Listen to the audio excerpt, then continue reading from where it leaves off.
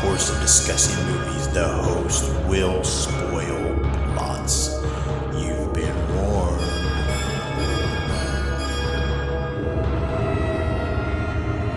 Listen to their screams.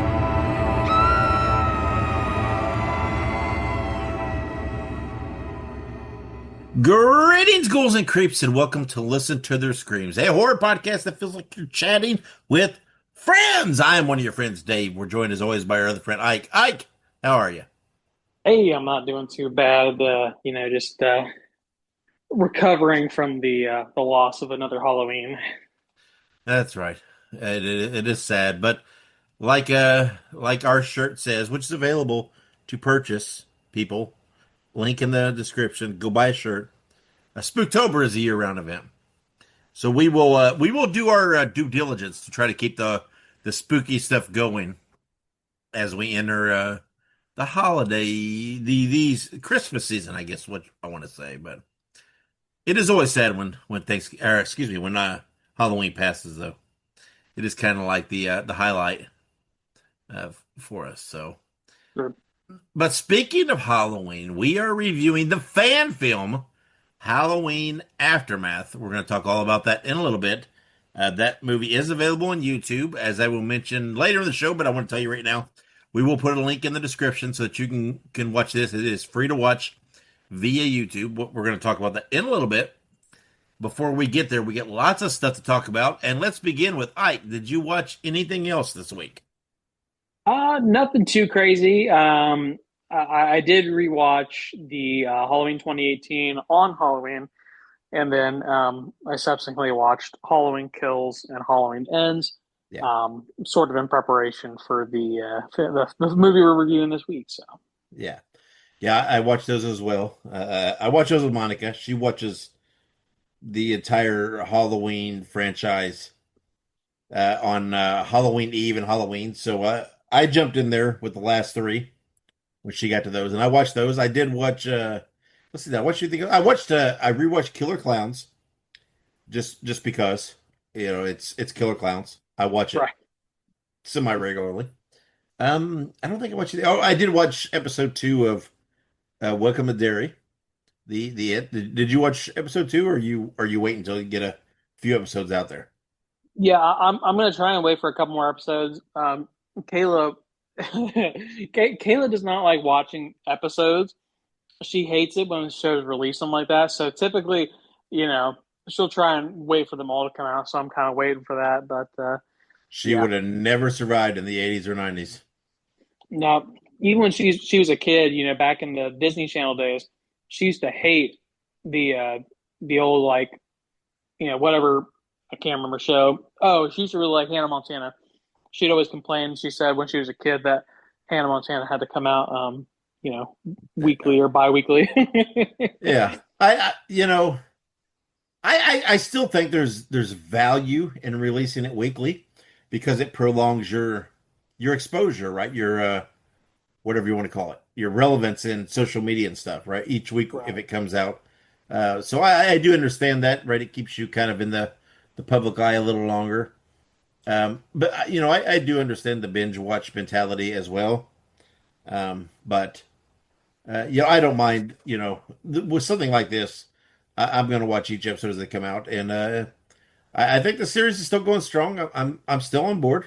I'm still with them. I think they're doing good things. So, but we'll talk about that in the future when you watch a few more episodes. Other than that, I don't think I watched anything else. I think just Killer Clowns. The it Welcome to Derry. I think that's it as far as horror movies go. There's always that post Halloween kind of wind down. I'm always watching stuff, but not as intensely as I do in October. So, Right. all right then. Well, let's take a quick break, and when we come back, we'll have some news and all that good stuff. So stick around. Make sure you subscribe to Listen to Their Screams on your favorite podcast platform. Also, make sure you look us up on social media. We're on Facebook, Twitter, Instagram, Letterboxd, TikTok, and Slasher, All you have to do is look up Listen to Screams, that is Listen, the number 2 in Screams, and you can find us there. Also, make sure you go and buy yourself a Listen to Their Screams t-shirt. You can find all of our shirts at tinyurl.com/Screams Shirts.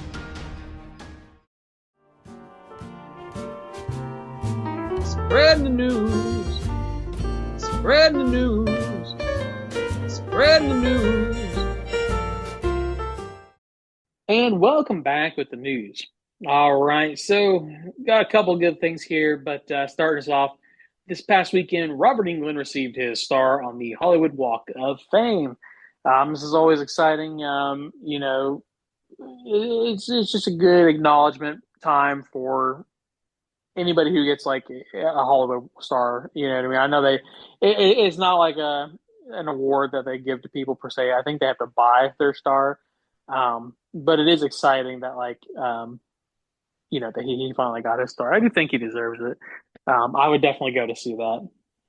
Yeah, definitely. And I would venture to guess somebody kind of backed this star, and Robert England wasn't paying that out of pocket. I would venture to guess someone funded that. But it is past due, right? I mean, I know, I get what it is, right? The star on the Hollywood Walk of Fame, blah blah blah. It is what it is. I mean, I don't know. It's not as maybe as grandiose as what one thinks it should be. But anyway, if anybody does deserve one, literally, it is Robert England. And it was pretty cool seeing the clips, of Robert giving some, talking and some of the different, people that he had starred with or starred in those, the Halloween, or excuse me, the Nightmare movies, was there to speak. It was cool seeing that, right? He deserves all the props, all the flowers, all the recognition, no matter what it is, no matter if people have to pay, whatever it is. Robert Englund deserves all the praise in the world for his work. He is so talented, and because of him, Freddy is a pop culture icon. Um, Someone different in that role, it doesn't. I don't think it lands as well. It is you got to put a lot of that credit on him, and what he did with that character. So obviously, and Icon, right? You talk about people talk Mount Rushmore, blah blah blah. Everybody knows who Freddy Krueger is, and that's because of Robert Englund. So he deserves it. Yeah, absolutely. And he's definitely on the.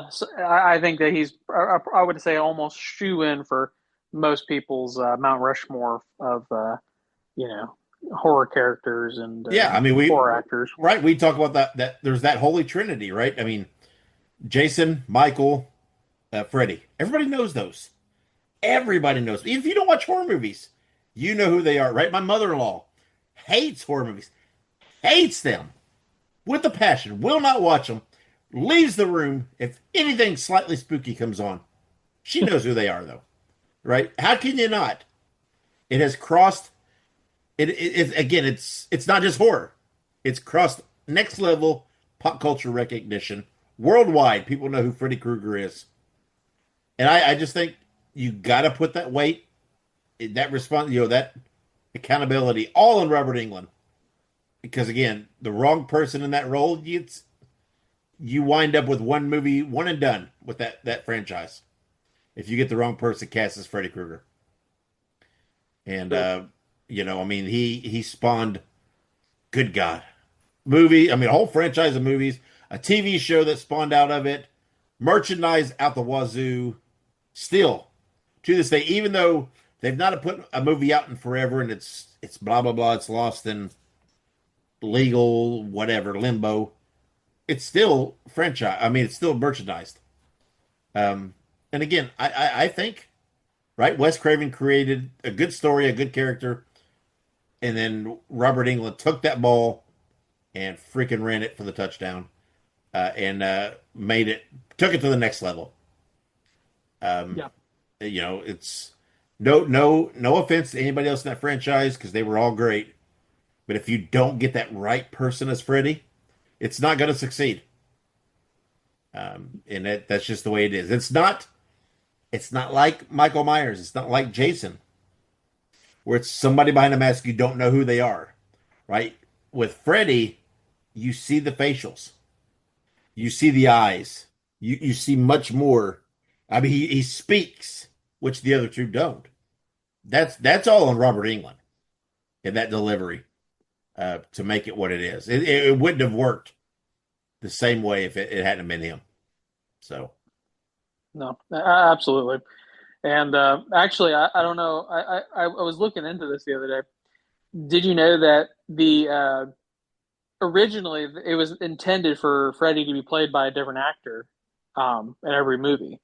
That they didn't oh, intend on it having been just the same person. They kind of intended it to be sort of what had kind of what other movies in that realm were doing is whoever was ready to play him would play him. But wouldn't they work. actually no, well they screen tested and there was a couple scenes in Nightmare on Elm Street 2 with the other guy. Yeah. There's like one scene, I think it's in the shower. You can kind of very barely see it, but yeah, I mean it's a very different look. It's a very different demeanor, and it basically didn't test well. So they were like, okay, let's let's get Robert Englund back in here. Yeah. And and that's again, that's part of that catch 22 they're in, right? If the franchise is to move forward, who is it? Yeah, Robert Englund said, not playing Freddy anymore physically. So who is it? Who can take that helm and do it, right? I mean, you gotta. I don't know. I don't have an answer to that question, right? I think Robert Englund has to be involved in that process.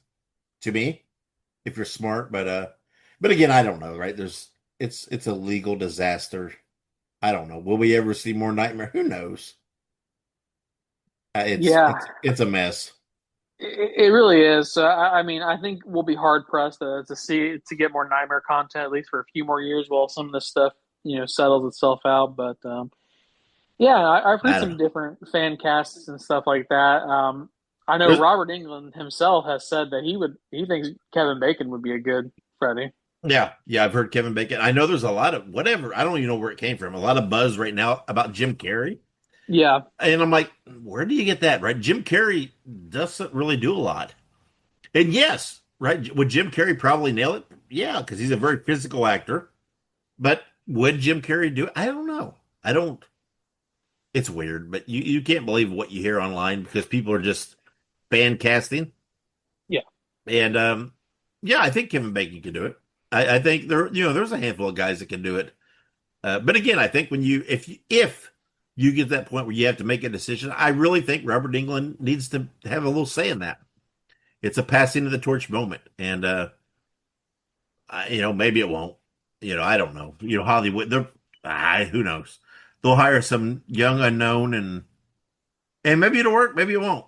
Who knows? But I don't hold my breath for any future nightmare content.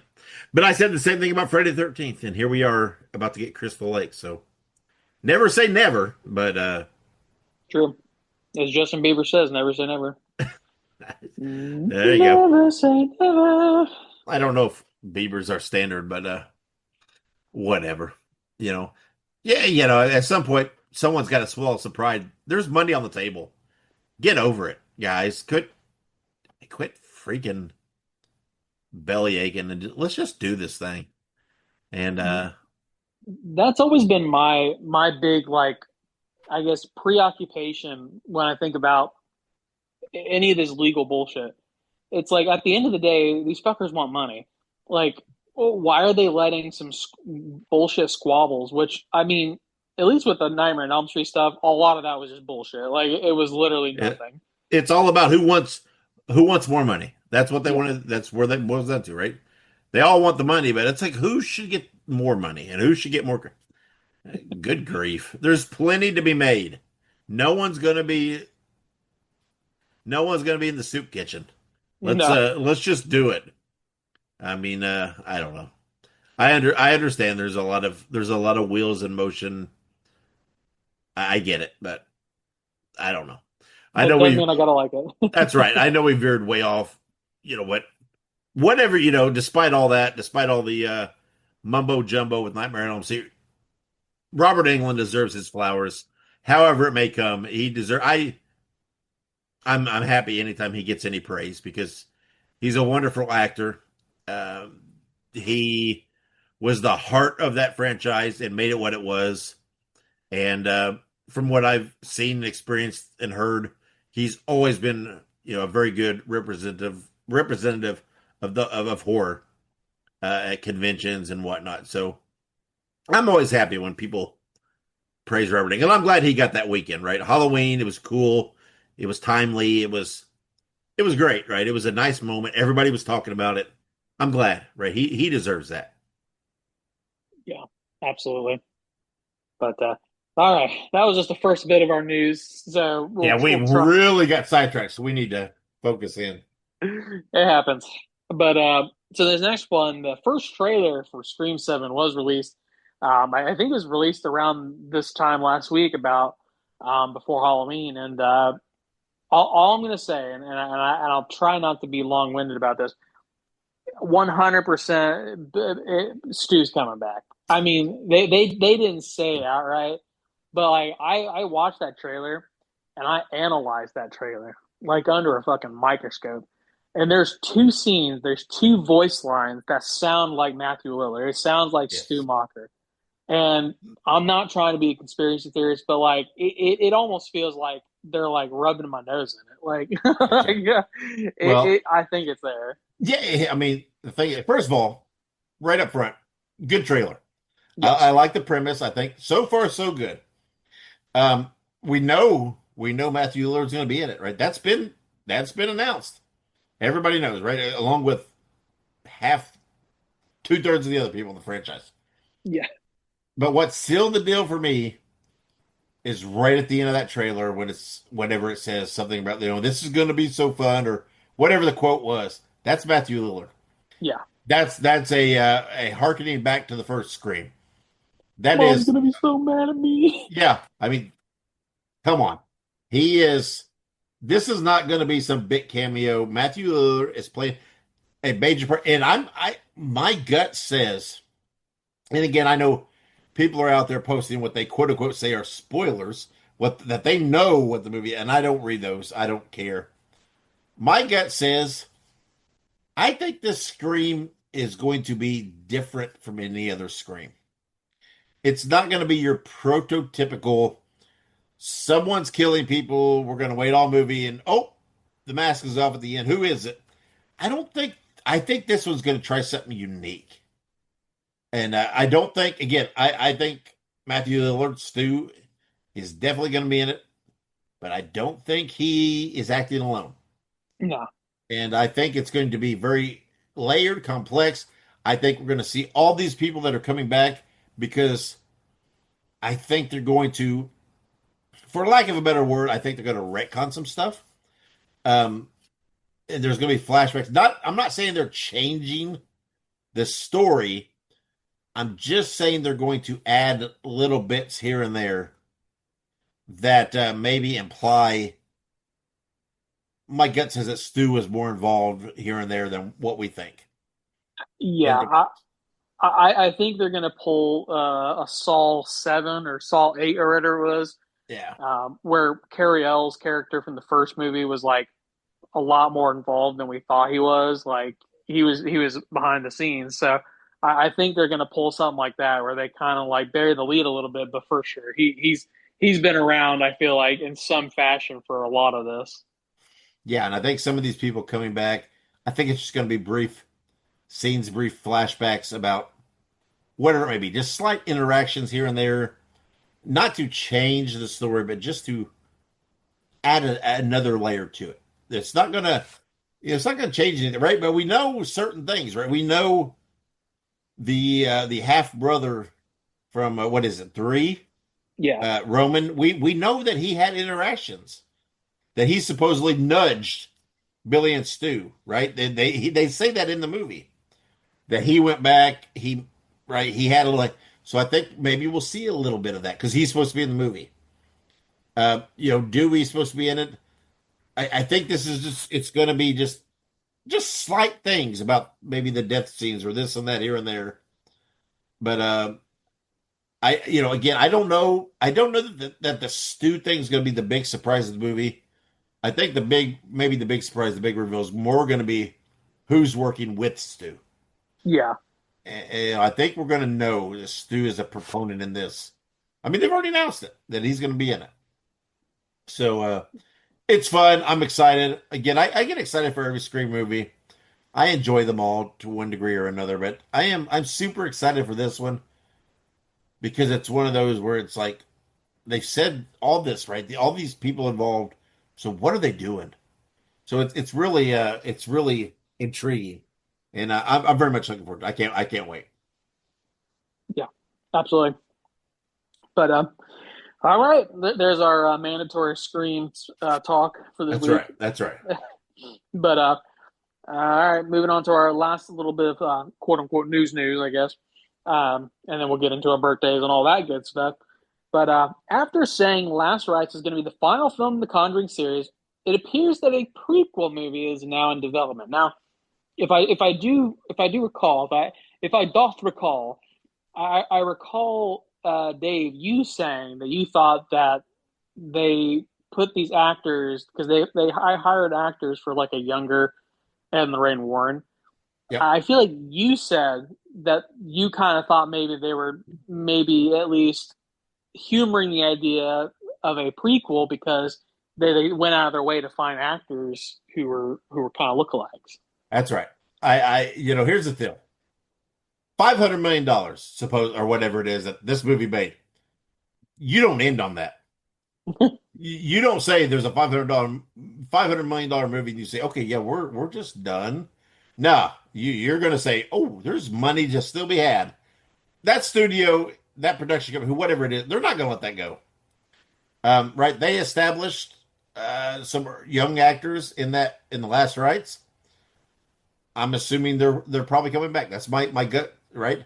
Yeah, I thought that was the route they were going to go. Right? Is it going to be Conjuring as we know it? Nope, because it's not going to have the same people in it.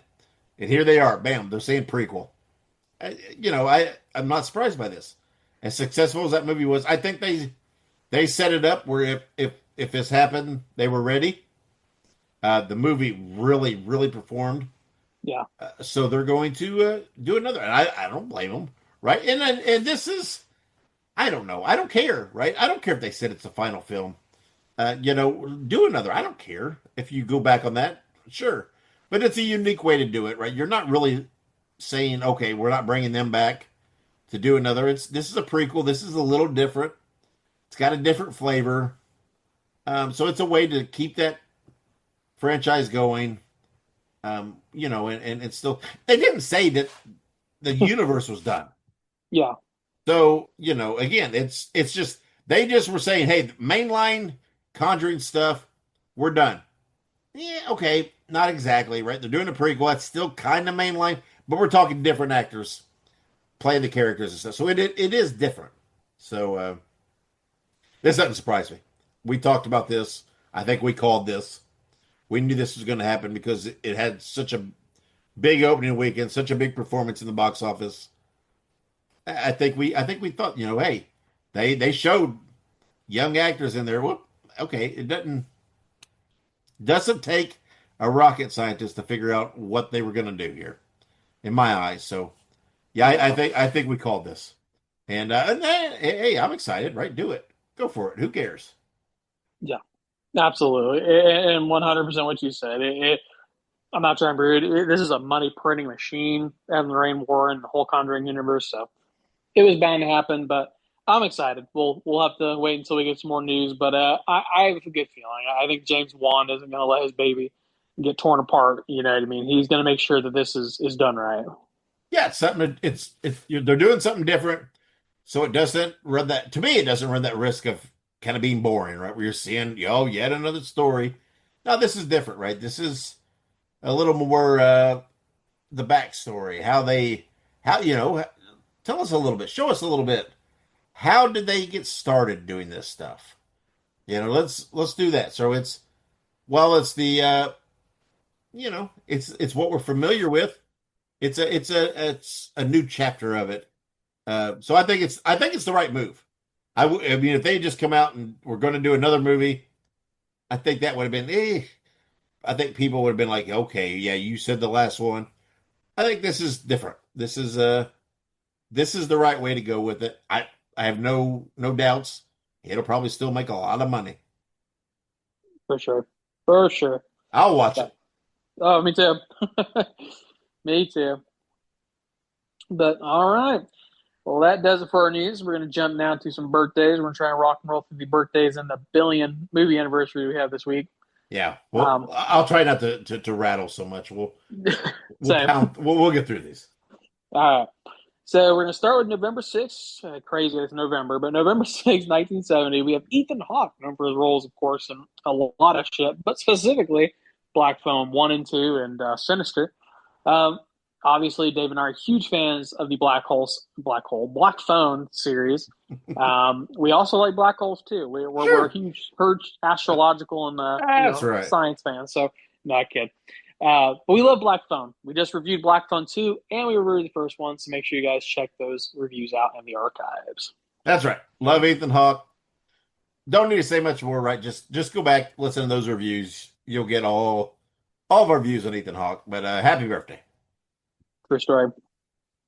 All right. And then we have, November 8th, 1947, or is that supposed to be, I think it's supposed to be 1847. Correct. My bad. 1847. Bram Stoker, the author of Dracula. Dave and I talk about this a lot. We love vampires. We love Dracula. Bram Stoker's Dracula is sort of I would say the official vampire concept. Bela Lugosi's his version of him in the early 1900s, of course, as well as the sort of definitive look for vampires in general. So obviously, we love it. Yeah, I mean, that's so much stuff, right? So many vampire movies, tales, whatever else, spun out of this book, right? I mean, there are movies made about specific chapters of this book. Again, the Dracula movie is not the entire book. We had that. What was that? The Voyage of the. What was that movie? The Voyage of the Damned, or Yeah, the Last Voyage of the Demeter. yeah, no, that's it. Yeah, that was based on a chapter of the book. And Nosferatu is I got a lot of roots in this and everything else. This is it, right? This is what established vampires. I won't say maybe created per se, but it was a launching pad for so much media. Still is to this day. I mean, we get Renfield, we get all these other the remake of Nosferatu, that Last Voyage of the whatever. It's all coming from this book. So it's just it's always hard for me to wrap my head around. When he wrote this book, no concept of what he was doing and what it would mean to whatever pop culture or whatever you want to call it at that time. It's just unbelievable. But it was always a successful book.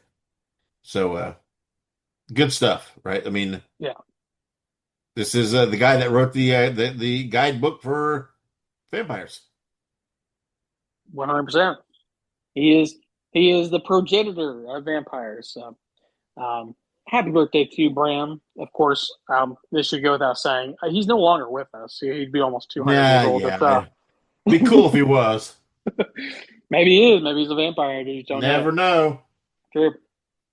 But we're going to jump now to November 10th of 1950. We have Deborah Hill, of course, the writer and producer, one of the writer and producer of Halloween 1 through 3, The Fog, and many more.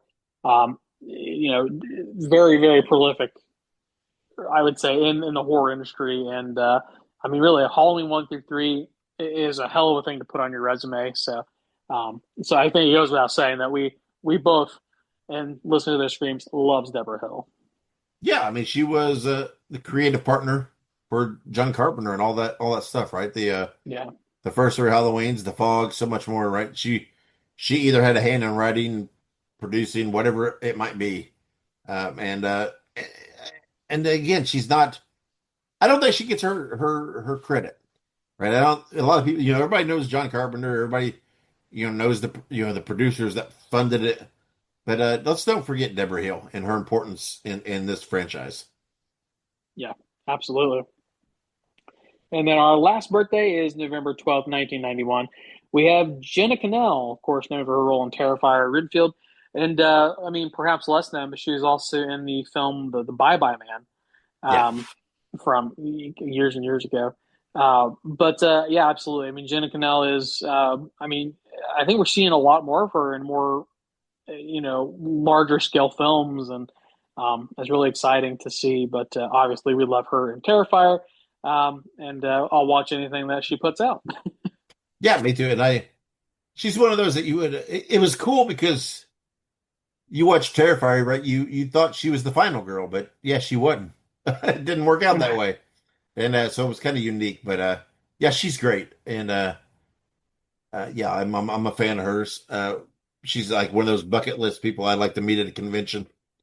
And again, you got to give props, right, for what Terrifier became.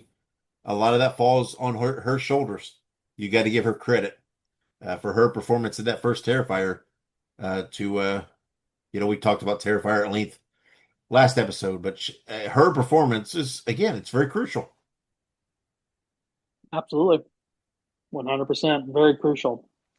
Um, I don't know where I was going to go with that, but I definitely think that she is sort of a false protagonist of Terrifier, and without that role in that film, we would not have the Terrifier movie that we got for That's sure. right. That's right. But all right, we're going to jump now to our movie anniversaries. We got a slew of these, so we'll try and roll through these as efficiently as possible. But November 9th, 1984, we have A Nightmare on Elm Street. On my street. Just kidding. No Will Smith rapping here. That's right. I like But that. I love that song. That's It's right. so stupid, but oh, it's so great. That's right. Novelty rap's got a place, man. Hell yeah. But anyways, Nightmare on Elm Street. Obviously, we love Nightmare on Elm Street. I mean, come on, who doesn't like Nightmare on Elm Street? This is iconic, legendary. We were literally talking about for Robert Englund. He's on the Mount Rushmore of horror for sure. Yeah, I mean, we talked about it earlier at length. We don't want to dive into it much more, but one of the more important pivotal movies in horror history. Oh, absolutely, undoubtedly. And but we'll go ahead and jump now to the other movie that came out on this day in 1984. It's just Silent Night, Deadly Night. I'm going to hazard a guess that Silent Night, Deadly Night did not perform as well as Nightmare on Elm Street did. But uh, I guess something that Silent Night, Deadly Night can say is that they're getting a remake later this year. That's right. And Nightmare on Elm Street is still in developmental hell. So.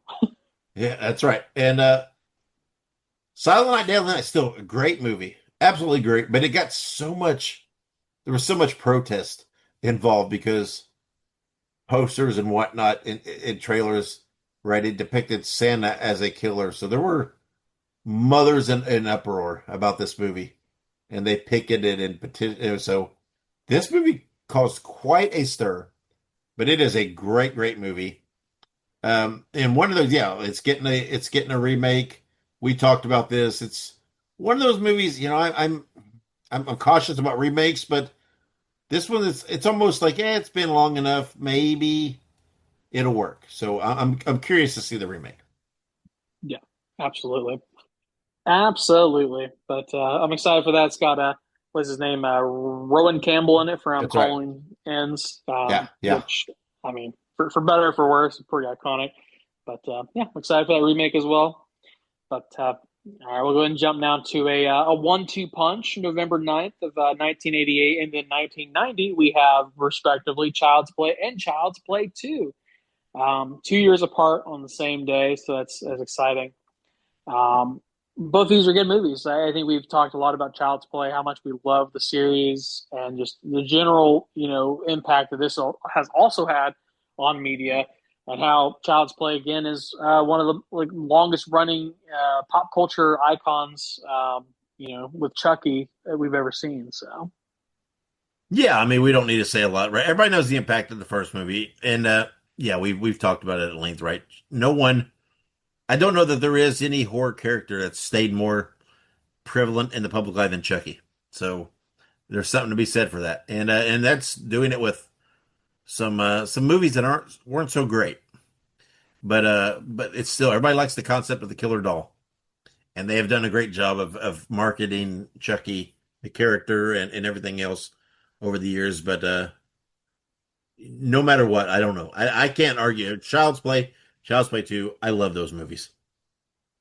Yeah, absolutely. But very good. It's a good 1-2 punch for this time of year. But we're going to jump now to November 12th, and there are four movies that were released on this day on differing years for the most part. So we're going to start with November 12th, 1982. We have Slumber Party Massacre, which I recently, not recently, but in the last year or two, watched for the first time.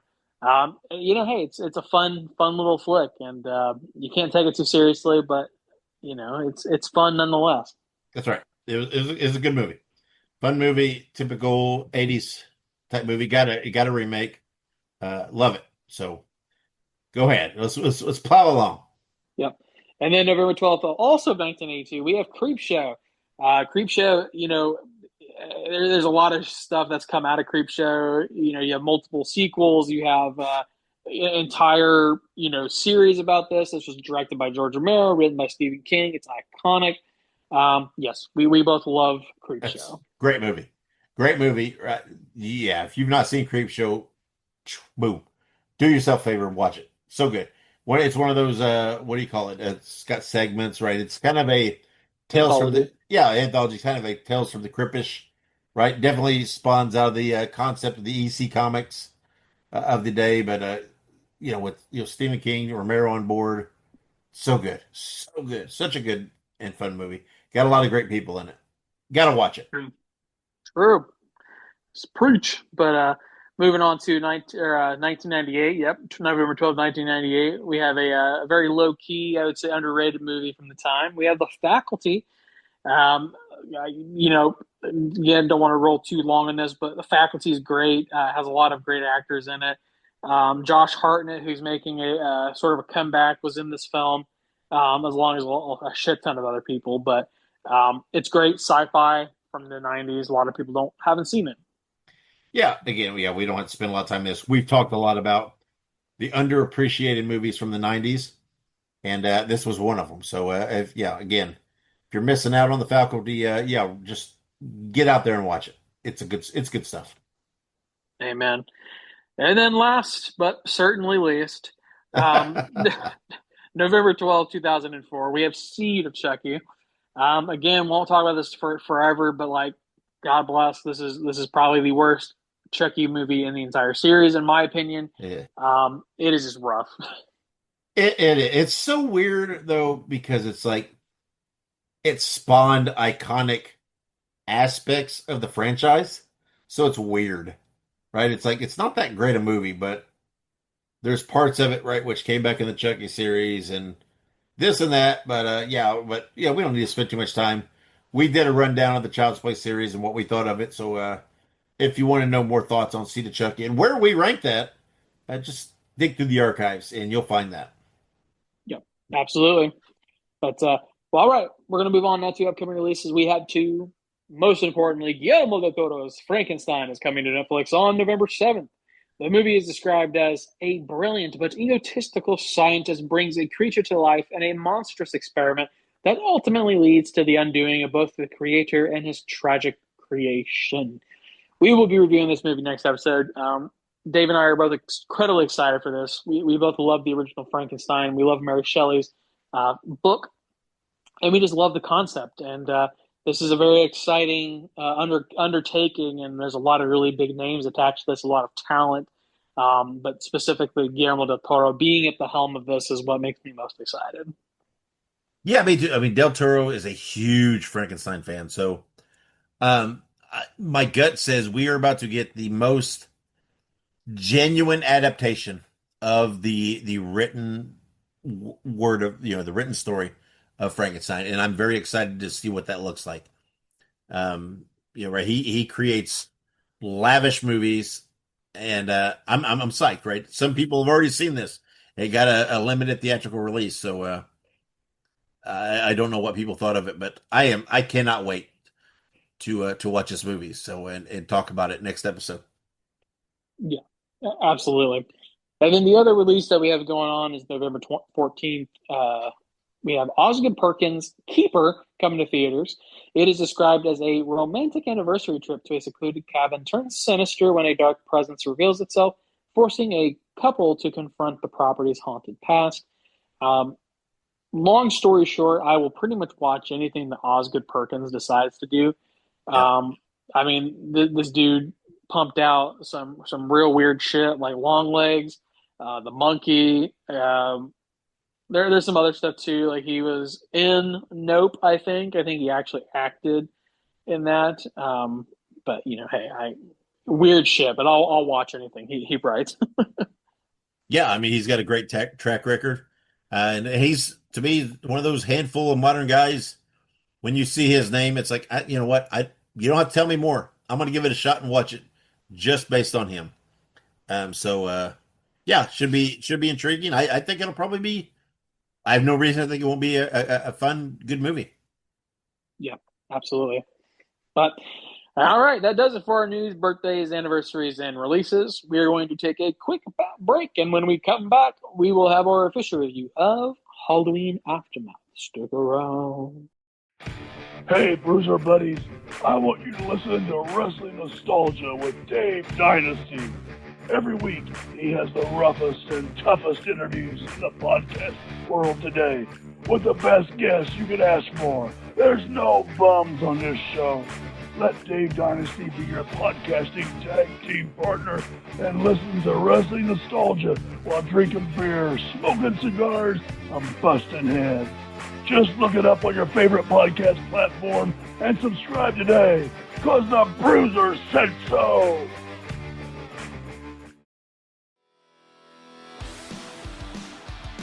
Hey ho, everybody. Subscribe to the Pinhead Pod, the Ramones fan podcast bringing you interviews, news, deep dives, and much more. Look it up on your favorite podcast platform. That is Pinhead Pod. All right, and welcome back to Listen to the Screams. We've gone a little long. We'll plow through this review. It is of Halloween Aftermath, which is unique for us, right? It's a fan film, but it's got a lot of buzz online, a lot of people talking about it. We are both Halloween fans, so we thought, oh, this should be interesting. This is fun. There wasn't really anything else, any big release to do. It just timed out perfectly. This movie was written by Cole Tatham, directed by James Grimm, starring Ryan Jaski, Summer Martin, Cameron Gaxiola, and more. The movie was released October 17th on YouTube. We will have a link, again, in the episode description just for you to click, but it's really easy to find. If you just go to YouTube, search for Halloween Aftermath, it comes right up. And here's the thing. I'm not going to spend a lot of time talking on this. This takes place between Ends and Kills, which they establish. And they do a lot of good jobs of making you feel like you're in that universe, right? They put the radio tower in there. There's the billboards. There's some other things they put in there to really give you that vibe that you are contained within that trilogy. But here's my takeaway: fan films are fickle. They're a weird beast. And you have to watch them with kind of a unique eye, because you have to comprehend that, right? They're not made with the same budget as what they're alluding to, or what they're paying tribute to. This movie, it did a really good job of giving that same feel of the trilogy and where it should take place. I thought it did a good job overall of that. Music wise, visually, what have you. I thought the movie was quite a bit longer than it needed to be. I thought there were some very slow moving parts of this movie that I just thought this movie, I don't know, to me, it had more story about people's interactions than the involvement with Michael Myers. To me, it had a little too much side stuff for me to make it true. But again, giving as a fan film, it was well done, well shot, well acted overall for a fan film, and all of that. Again, a little long. They could have very much trimmed this movie down quite a bit, I think. I think it needed. I understand the trilogy, the Gordon trilogy, was a little light in places on the appearance of Myers. I think maybe the fan film would have benefited with a little more of him. Um, I like that they established pretty quick where it fell in the timeline, and it really interlaced itself with the story of the trilogy right from the get go. So I like how they utilized those events from kills to establish themselves. It was a good job. But then I just think it got a little long winded in some parts and drug a little getting to here or there. As far as a fan film, it was pretty good because, right, fan films, you have to kind of look at it with a different light. It was very much a passion project, but it was well done as a passion project. They didn't shortcut. They took their time, right? This was a long time in the making. And you can tell, right, that they very much invested their heart and soul and time into making this feel and look like it should fit. I just don't know if they landed it story wise, quite right. Again, it's a side story. You don't have the main characters. I understand a lot of that, but I don't know. I think they went a little long with some things that kind of made the movie drag a little for me, and they didn't lose me, but it was kind of like, oh, come on, let's get to it, and where's Michael? Let's and whatever, but not bad, not bad, by no means at all the worst fan film I've ever seen. But I don't know that I would hold it up there as, oh, this is as good as some of the Halloween installments.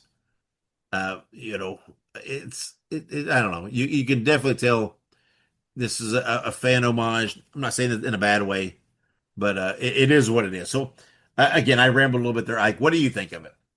Yeah, I think that the main takeaways that I have of this movie is that well, okay, let me preface with saying that something you said is very accurate. When you watch a fan film, when you watch a movie that is not made by a major company or even like an independent film company, and it's literally something that, without saying this as a negative thing, it's basically just a bunch of people getting together doing something for fun.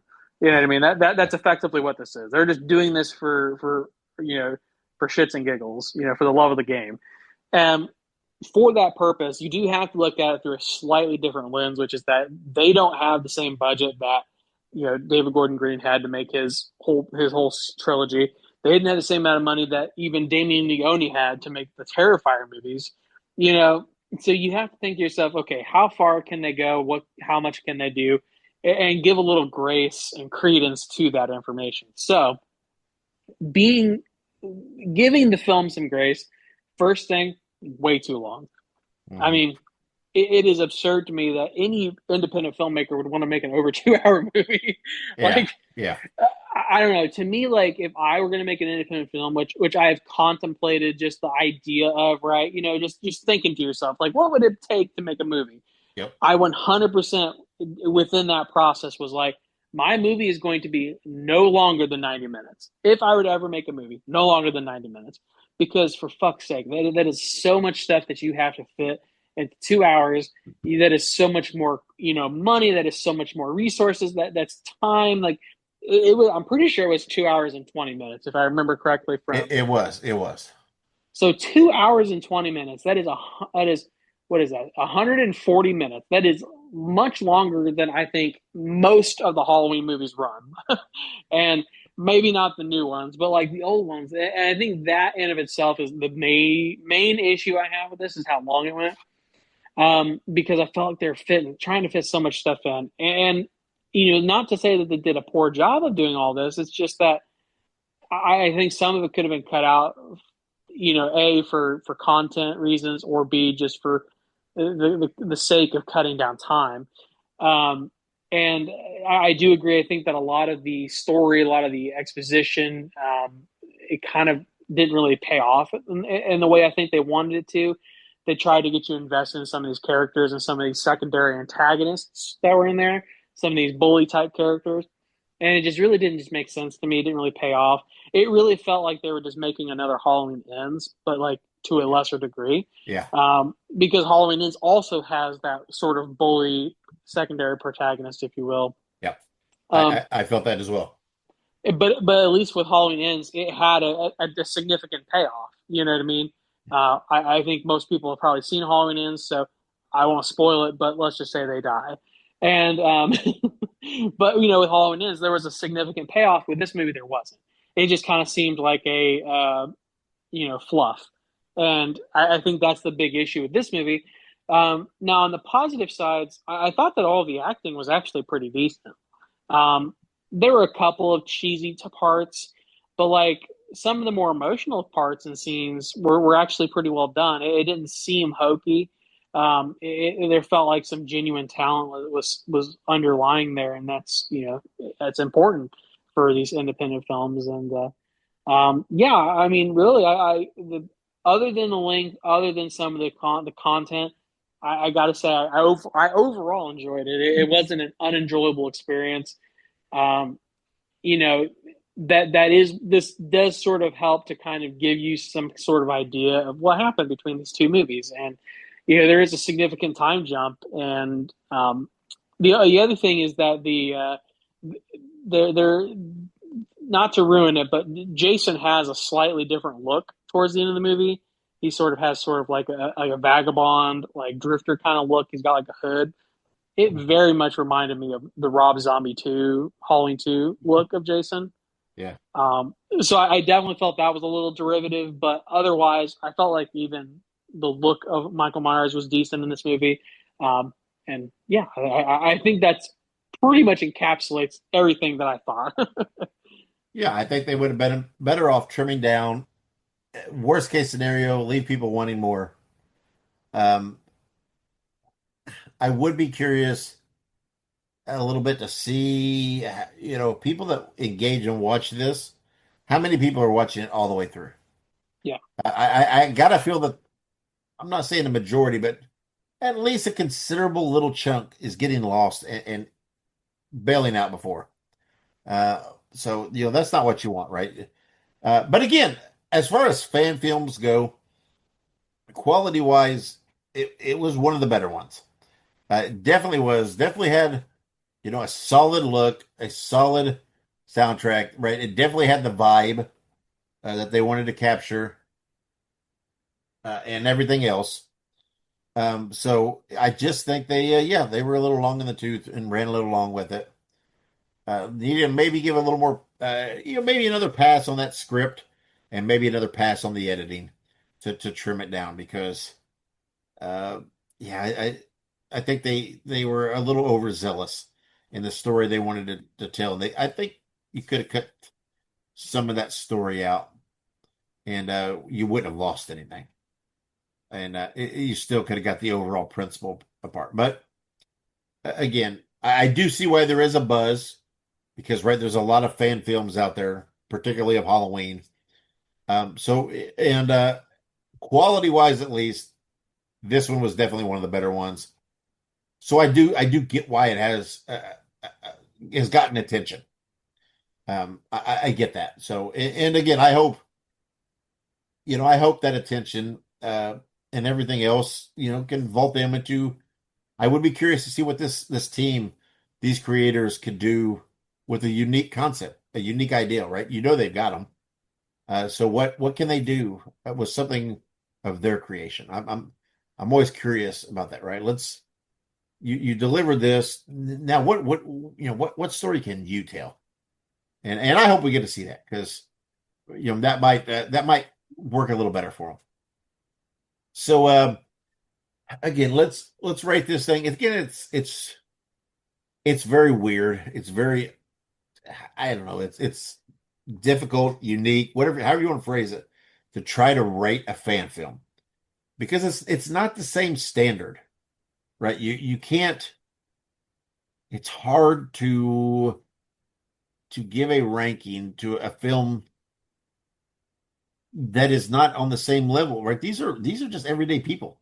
who spent a long time and probably a lot of their own money to create this. So it is difficult. So, to be fair, in my eyes, I'm just going to I'm just going to kind of concede, give them the props for the effort and what they did accomplish. I'm just going to give them the flat out right at the middle three screams. You know, the movie wasn't, didn't bore me to death. It had some enjoyable stuff. It's not necessarily one of those movies that I would, be dying to go back and see per se, but I wouldn't necessarily avoid it either. But I'm going to give them their flowers. I'm going to give them, the A for effort and what they did accomplish, knowing the limitations they had to face and the time they had to spend. And I'm giving them just that straight up 3 out of 5, and not knocking them any further than that. So, Ike, what are you giving them? Yeah, I do think I have to agree. I think that given the kind of movie that we're talking about, it's a fan film. It's not like something they have all this money and resources to make the movie. So they really truly made this for the love of Halloween. I think a 3 out of 5 is fair. I think that the film was enjoyable enough, and this. I will say when you rate a fan film, it almost seems a little more formulaic to the extent of you do not want to give them like a horrible score because you have to take into consideration they don't have the resources to make the movie as good as they potentially wanted to. Yeah. So it's a little weird, but I think a 3 out of 5 is fair. It was enjoyable. It made sense for the most part, and it kind of fit within the whole narrative of Halloween and that little time gap there. Yeah. And they definitely did achieve, actually probably overachieved on some of the technical aspects, I think, as far as Yeah, being a fan film. I really do. It's not one of those, you see fan films and still while you're looking at it through a certain lens, you're giving them certain leeways. And some of that you didn't have to give with this, right? It did look very, very professional and to an extent. So, they did good work. There was just, obviously some, in my eyes, some inexperience showing there. And maybe they got a little overzealous with the story they wanted to tell, but that's just me. That's just my take, and hopefully people will give it a chance, give it a watch. If you're a Halloween fan, again, we will put the link in the description. So just give it a click, give yourself a couple hours, and watch it. So give it a try. Like we mentioned earlier, next episode we will be reviewing Frankenstein. I'm very much looking forward to that. But we will talk about that next episode. Before we get out of here, we'd like to say thank you to our wives and then all of you listeners and followers for all of your support. Please be sure that you subscribe to us on social media or on pretty much any platform. Just search for Listen to Their Screams or listen the number 2 in Screams. Also be sure that whatever podcast platform you prefer, make sure you're subscribed to us. Maybe go ahead and hit that auto download so that each week when we release, it's automatically there and waiting for you when it releases. But that just helps us out, both with our listen count, download count, but also in those algorithms uh, within those podcast platforms. Give us a rating, give us a review, help us out because that's the only way we can network is if you guys help us with the word of mouth. So take a minute and do that for us. So before we close this episode and get out of here, Ike, anything you want to add? Oh man, just very thankful for the holiday season this year. It was fun doing Halloween, and we didn't get a ton of trick or treaters, but we got a couple, and it was neat handing out candy to a couple people. Um, Otherwise, I had to take down my Halloween decorations obviously over the weekend, so that was a bummer. But here in a couple weeks, maybe in a week or two, might go ahead and get Christmas decorations up. Who knows? See if we're feeling frisky. That's right. Well, we usually decorate around Thanksgiving, maybe a little before, but yeah, the Halloween stuff's all put away here too. We got zero trick or treaters, which I'm very disappointed about. But better luck next year. We'll see. I have That's told right. Monica that I am determined to decorate up enough that we are a destination stop for people to come to want to see our decorations.